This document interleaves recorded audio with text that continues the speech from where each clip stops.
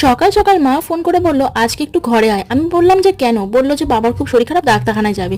তো আমরাও এখানটায় কচুরি খেয়ে নিয়েছিলাম। কচুরি খেয়ে নিয়ে আর এখানে বাইকটা দেখে না খুব পছন্দ হয়েছিল, তাই দেখছিলাম। তো যাই হোক, বাপের বাড়িতে পৌঁছে যাই, গিয়ে বরকে খেতে দিয়ে দিই। তো বর খাওয়া দাওয়া করে আর আমি একটা প্যাক বানিয়েছিলাম। গিয়ে মাও ঘুমিয়ে পড়েছে, মায়ের শরীরটা ভালো নেই, বাবা ডাক্তারখানায় আছে। দিদি খাবার বার করতে গিয়ে দুধটা পড়ে যায়, তো দিদি দুধটা মুছছিল আর মায়ের ভয়েই মুছছিল, তার কারণ মা বকা দেবে তাই জন্য। তো এখানে আমি খেয়ে নিয়েছিলাম, পালং পানির ছিল আর ফ্রাইড রাইস খাচ্ছি। রান্না বান্না আমি করেছিলাম, তাই দিদি বাসন কোসনগুলো মেজে রেখে দিয়েছে। আর সন্ধ্যেবেলায় বানিয়েছিলাম চাউমিন। তো চাউমিন তোমরা কে কে খেতে ভালোবাসো কমেন্ট করে জানিও, আমি তো খুবই ভালোবাসি। তো চাউমিনটা খুব দারুণ হয়েছিল আর বরকে দিয়েছিলাম খেতে, বড় আমাকে একটুখানি খাইয়ে দিয়েছিল। একেবারে রাতের রান্নাটা এখান থেকেই করে নিয়ে যাই। তো এখানে ডিম রান্না করছিলাম আর একটু পেঁপে খেয়ে নিচ্ছিলাম, খিদে পাচ্ছিল বলে। তো পেঁপে খেয়ে নেওয়ার পর চলে যাই বাড়িতে। আর খুব বৃষ্টি পড়ছিল আর এত কিছু নিয়ে যাচ্ছি আমি হাতে করে। আর আমার অনেক জামা কাপড় ছিল, সেগুলো নিয়ে যাচ্ছি।